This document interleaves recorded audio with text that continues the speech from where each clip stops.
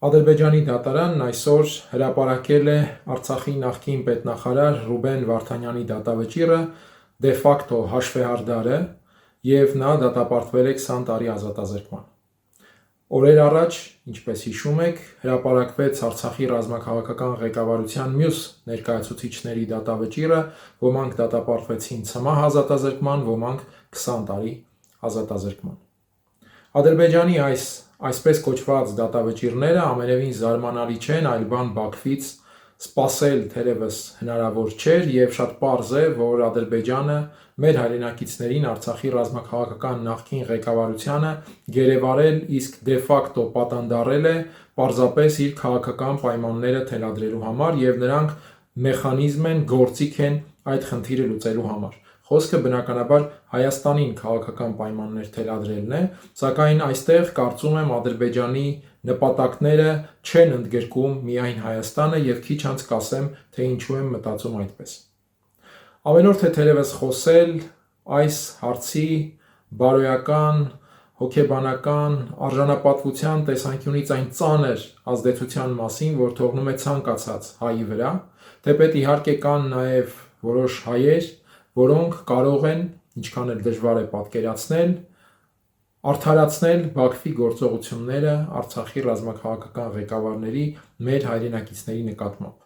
Ցավոք սրտի կան նաև այդպիսի հայեր և հենց դա է խնդիրը, որ այդպես մտածող մարդիկ նույնպես հայ են։ Այլապես եթե օտարազգիներն են մտածում այդպես, եթե օտար ժողովրդի ներկայացուցիչներն են ինչ-որ այլ պատկերացումներով գնահատում իրավիճակը, սա այնքան էլ ցավալի չէ։ Սակայն երբ հայերը կարող են արդարացնել Բաքվում տեղի ունեցողը, անկախ թե ինչ նկատառումից ելնելով, սա ոչ միայն ցավալի է, սա լրջագույն խնդիր է մեր հասարակական առողջության տեսանկյունից։ Վերադառնալով Բաքվի դատավճռին և այն իրողություններին, որ վերջին օրերին ձևավորվել էին մեր հայրենակիցների խնդրի նկատմամբ։ Հիշեցնեմ, որ ԱՄՆ փոխնախագահ Վենսի ռեգիոնալ այցին ընդառաջ Հայաստանից բազմաթիվ նամակներ և ուղերձներ եղան, որոնք կոչ էին անում ԱՄՆ փոխնախագահին անդրադառնալ այս հարցին, ԱՄՆ-ը որպես խաղաղության գլխավոր հովանավոր շահագրգռելու համար, ԱՄՆ-ին շահագրգռելու համար, որպեսզի այս հարցը լուծվի և դառնա խաղաղության այն գործընթացի մի վառ ցուցադրություն,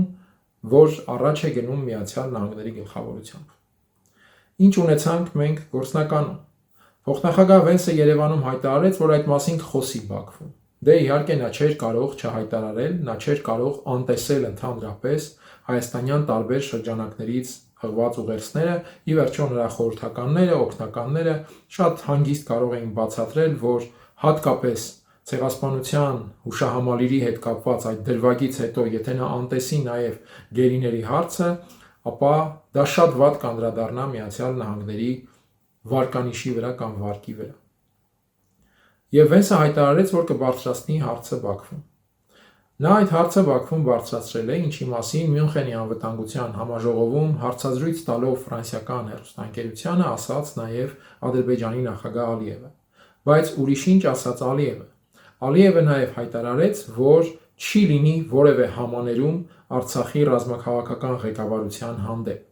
Սա հայտարարվում է Վենսի այցից հետո։ Ինչ է ստացվում։ Ստացվում է, որ փոխնախագահ Վենսը հարցը բարձրացրել է Բաքվում, բայց դրանից հետո Բաքվի դիրքորոշումը ոչ միայն չի փոխվել, այլ ավելին, Ալիևի դիրքորոշումը առավել կոշտ է հնչում, չի լինի ոչ մի համաներում։ Սա ամենևին չեմ արձանագրում հանրության իսկապես ցավացող, իսկապես այս ամենով հետաքրքրվող ճնշող մեծամասնությանը հուսահատության կամ թևաթափության մատնելու համար։ Բացարձակապես պետք չէ տրվել այդ զգացումներին։ Եվ հակառակը պետք է տրամադրվել համառ ու ինտենսիվ աշխատանքի, ավելի արդյունավետ աշխատանքի ուղիներ փնտրելու։ Բայց մենք արձանագրում ենք, որ ԱՄՆ փոխնախագահի այցից հետո ոչ միայն չի փոխվել Ալիևի մոտեցումը դեպի պայմանական, ասենք, մեղմացում, այլ հակառակը, նա հայտարարում է, որ չի լինի որևէ համաներում։ Սա նշանակում է, որ փոխնախագահ Վենսը Բաքվում ընդամենը արարողակարգային, այսպես ասած, հերթափատ տրամադրությամբ է բարձրաձայնել այս հարցը։ այլապես հազիվ թե Միացյալ Նահանգները ցուցաբերեր իրական շահագրգռություն հարցի լուծման հարցում եւ Ալիևը անմիջապես ընդամենը 2-3 օր անց հանդես բերեր այդպիսի կոշտ մոտեցում։ Չի լինի որևէ համաներում, որովհետեւ իր խոսքով նրանք նույնիսկ ավելի ծանր հանցանք են գործել, քան ֆաշիստները։ Հասկանալի է իհարկե այս գնահատականի զառանցանքը։ Պարզապես այն բարձրաձայնում եմ պատկերացնելու համար իրավիճակը Միացյալ Նահանգների փոխնախագահի այցից հետո։ Բայց սա նաև մեղադրանք չէ Վենսին, որ նա չի լուծել հարցը։ Այս հարցը Միացյալ Նահանգներին չի հետաքրքրում։ Առիթ ունեցել եմ ասելու, Միացյալ Նահանգները ստացել են իրենց հետաքրքրողը։ Հայաստանից նրանք ստացել են իրենց հետաքրքրողը։ Թրամփի ուղին, որն այն է, ինչ պետք է կամ փոխանակել կամ վաճառել Ադրբեջանի վրա իրենց համար ավելի ռազմավարական նշանակություն ունեցող Կասպիցի ավազան եւ Կենտրոնական Ասիայի ռեգիոն առաջ շարժվելու համար։ Առաջ շարժվելու համար նրանց պետք է Ադրբեջանի հետ պայմանավորվածությունների համակարգ եւ տեղի ունեցավ, ինչպես արդեն ասել եմ, այդ պայմանական փոխանակումը։ Մենք կապահովենք Թրամփի ուղին ձեզ համար, Զանգեզուրյան միջանցքի այդ փաթեթավորումը, այդ անվանումը, ինչպես ասում են հենց ադրբեջանցիները, իսկ դուք արդեն մեզ հետ կունենաք տնտեսական անհրաժեշտ պայմանավորվածությունները մեր առաջխաղացումը դեպի ավելի ռազմավարական ուղղություն ապահովելու համար։ Ինչ կլինի իհարկե այս փոխանակման հետագա ճակատագիրը, սա դեռ կախված է աշխարհաքաղաքական մասշտաբի զարգացումների տրամաբանությունից, այսինքն այստեղ նույնիսկ Միացյալ Նահանգների համար ոչինչ երաշխավորված չէ։ Բայց ահա այս տրամաբանությունն է գործում եւ սա շատ հասկանալի է նահանգների տեսանկյունից, նրանք առաջնորդվում են իրենց համար կարևոր խնդիրներով։ Ցավոք սրտի մեր գերիների հարցը նրանց համար կարևոր խնդիր չէ։ Այն է իրավիճակը, եթե այդ հարցը բավականաչափ կարևորեր Երևանը դեռևս օգոստոսի 8-ի համաձայնությանն ընդառաջ, այսինքն Երևանը այդ հարցը կարողանար տեղավորել Թրամփի ուղու համաձայնության շրջանակում, դա կլիներ բոլորովին այլ իրավիճակ։ Ամերիկացիները գուցե անհրաժեշտ եւ բավարար դիվանագիտական ջանքի պարագայում համաձայն էին այս հարցում ունենալ շատ ավելի գործուն եւ շատ ավելի արդյունավետ ազդեցություն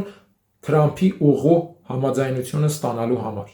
բայց Երևանը այդ տեսանկյունից բաց է թողել, այսպես ասած, գնացքը, բաց է թողել ապաշնորհության, թե ինչ-ինչ քաղաքական հաշվարկներից ելնելով այստեղ ես չեմ կարող որևէ պնդում կամ եզրակացություն անել, բայց փաստ է, որ գնացքը այդ պահին բաց է թողնվել։ Երբ կառաջանա հաջորդ պահը, երբ կգա հաջորդ գնացքը այդ տեսանկյունից, սա մեղմ ասած բավականին բարդ ու դժվար հարց է, բայց հենց այստեղ է, որ Հայաստանի հասարակությունը պետք է առավելագույն ջանք գործադրի իր բոլոր առաջատար խմբերի միջոցով, որպիսի հնարավորինս արագացնի հաջորդ գնացքի, այսինքն հաջորդ պահի որևէ միջավայր կամ որևէ հեռանկար։ Իսկ սրա համար անշուշտ չափազանց կարևոր է, որպիսի փոխվի Հայաստանի ներուժը, Հայաստանի դիվանագիտական ներուժը, որը ասելով, որի մասին խոսելով, մենք պետք է պատկերացնենք ոչ միայն պետական դիվանագիտական հնարավորությունները, խոստովանենք, որ այս հարցը միայն պետական դիվանագիտական հնարավորություններով լուծել, Արցախի ռազմաքաղաքական ղեկավարության ազատ արձակման հարցը միայն Հայաստանի պետական ռեսուրսներով լուծել թերևս անհնար է, հատկապես հաշվի առնելով, թե այսօր ինչպիսի կարգավիճակում է Հայաստանը։ Դե ֆակտո պարտված երկրի, որը կայունության միակ տարբերակ է դիտարկում Ադրբեջանի եւ Թուրքիայի պայմանների եւ պահանջների հանդեպ լոյալությունը։ Հետևաբար պետք է փոխվի Հայաստանի ներուժը եւ Հայաստանի ներուժ ասելով մենք պետք է դիտարկենք նաեւ համահայկական ներուժը այս տեսանկյունից, բայց ոչ թե Սփյուռքի վերաբերյալ ավանդական կենացային տրամաբանությամբ, ինչպես հաճախ ասվել եւ ասվում է։ Համահայկական ներուժը թիրախային իմաստով, այսինքն բոլոր այն կոնկրետ առարկայական կարողություններ ունեցող շրջանակների հետ աշխատանքի, որոնք բավականին ճանաչում եւ ազդեցություն ունեն համաշխարհային այս կամ այն ոլորտում, այս կամ այն ուղղությամբ։ Իսկ այդպիսի հայկական շրջանակներ մեղմ ասած քիչ չեն։ Պարզապես պետք է, որպիսի պետական համակարգը աշխատի այդ շրջանակների հետ համակարգված, այլ կերպ ասած, համակարգի Հայաստան պետությունը լինի այդ process-ի համակարգողը, լուր համակարգողը, այստեղ բացարձակապես պետք չէ աղմուկ, բայց լինի համակարգողը, համադրողը, ջանքերը, այսպես ասենք, կառավարողը։ Ցավոք սրտի, այս տեսանկյունից ևս մենք տեսնում ենք, որ այն ներքաղաքական բաժանարար գծերի կոնյունկտուրան, որոնց պայմաններում է իրեն առավելագույն քաղաքական հարմարավետության մեջ զգում Նիկոլ Փաշինյանը որպես գործիչ, նա տեղափոխում է նաև Սփյուռքի դաշտ։ Այստեղ կան տարբեր կարծիքներ, որ այդ հանգամանքը պայմանավորված է նաև դարձյալ Թուրքիայի եւ Ադրբեջանի պահանջներով կամ պայմաններով, այլ կերպ ասած, ջլատել նաև հենց այդ համահայկական ռեսուրսը։ Դարձյալ չեմ անի որևէ պնդում, բայց սա շատ ռացիոնալ վարկած է, շատ տրամաբանական վարկած է, հատկապես եթե հաշվի առնենք, թե ինչպես են Ադրբեջանը եւ Թուրքիան պարբերաբար թիրախավորել Սփյուռքյան ներուժը, պարբերաբար հայտարարելով, թե Սփյուռքը խոչընդոտում է հայկական պետականությանը եւ այլն։ Որովհետեւ երբ Սփյուռքը օժանդակում է այդ պետականության ներուժի ամրապնդմանը, դա խոչընդոտում է Ադրբեջանին եւ Թուրքիային Հայաստանի Հանրապետությանը խաղաղություն պարտադրելուն եւ թերևս ստեղծում է միջավայր խաղաղության շուրջ իսկապես հավասարակշռված խոսակցություն վարելու համար, իսկ սա նրանց համար անհրաժեշտ չէ։ Հետևաբար դարձյալ գամային մտքին, որ պետք է փոխել Հայաստանի ներուժը, Հայաստանի ներքին հարաբերությունների որակները, ըստ այդմ նաեւ հարաբերությունը Սփյուռքյան թիրախային ուղղությունների, թիրախային խմբերի եւ շրջանակների հետ։ Սրա հնարավորությունը բնականաբար խորհրդարանի ընտրությունն է, ամենապատեհ հնարավորությունը առաջիկա հեռանկարի համար։ Ըստ այդմ այս ընտրությանը մենք պետք է դիտարկենք նաև հեռանկարը այս հարցի հետ կապված։ Եվ վերադառնալով նաև Ադրբեջանի վարքագծին, ինչպես նշեցի, Ադրբեջանի հաշվարկները մեր պատանդներին օգտագործելու տեսանկյունից կապված չեն միայն Հայաստանի հետ։ Եվ դրա մի ընդգծված վկայություն էր այսօր Ադրբեջանի նախկին արտգործնախարար Թոֆիկ Զուլֆուղարովի մի միտք, որ հրապարակել են Բաքվի լրատվամիջոցները, իսկ Զուլֆուղարովը, ինչպես դարձյալ առիթ եմ ունեցել ասելու, Բաքվի պարզապես ոչ պաշտոնական խոսնակն է, պաշտոնական Բաքվի ոչ պաշտոնական խոսնակներից մեկը։ Եվ ահա այդ Զուլֆուղարովը Ռուբեն Վարդանյանի մասին խոսելիս խոսում է ինչ որ ռուսական քեյսի մասին, որ պետք է բացահայտել Ռուբեն Վարդանյանի միջոցով նրա հանդեպ դատավճռից հետո։ Այլ կերպ ասած, ակնհայտ է, որ Զուլֆուղարովը ազդարարում է Ռուբեն Վարդանյանի հարցը օգտագործելով ինչ որ ինֆորմացիոն օպերացիա իրականացնելու մասին, որը Ադրբեջանի եւ Ռուսաստանի հաշիվների հետ է կապված, բայց օգտագործելու են մեր հայրենակցին։ Եվ այստեղ գլխավոր խնդիրը նաեւ այն է, որ այդ հարցում ամենևին բացառված չէ ընդհանուր հայաստանյան որոշակի շրջանակների օգտագործումը, նաև փոխօգնության տրամաբանության մեջ։ Այլ կերպ ասած, եթե Ադրբեջանը այստեղ որոշակի շրջանակների օգնում է խաղաղության միջոցով պահպանել իրենց քաղաքական եւ գուցե ոչ միայն քաղաքական դիրքերը, ապա գուցե կակնկալի նաև Ռուսաստանի հետ իր հաշիվները պարզաբանելու գործընթացում օգտագործել այստեղ ինչ որ շահառություններ եւ մոտիվներ, օգտագործելով Ռուբեն Վարդանյանի գործոնը այդ քարոզչական արշավը կազմակերպելու համար։ Կրկնեմ, ահազանգ էր այն, ինչ ասում է Թոֆիկ Զուլֆուղարովը, որ պետք է դատավճռից հետո Ռուբեն Վարդանյանի գործը, Ռուբեն Վարդանյանի հանգամանքը օգտագործել Ռուսաստանի ինչ որ ֆայլեր բացահայտելու համար։ Կրկնեմ, Ադրբեջանը պատրաստվում է մեր հայրենակցին Արցախի նախկին պետնախարարին դատապարտելուց հետո այլևս այդ հարցը օգտագործել բոլորովին այլ տրամաբանության process-ում։ Ցավոք սրտի մեծ է հավանականությունը, կրկնեմ, որ այդ process-ում կարող են ներգրավել նաև հայաստանյան շրջանակներ,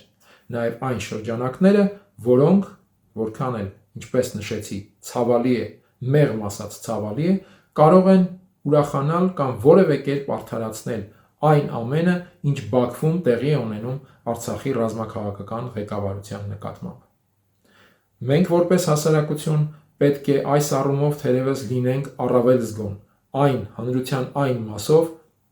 որն իրապես շահագրգռված է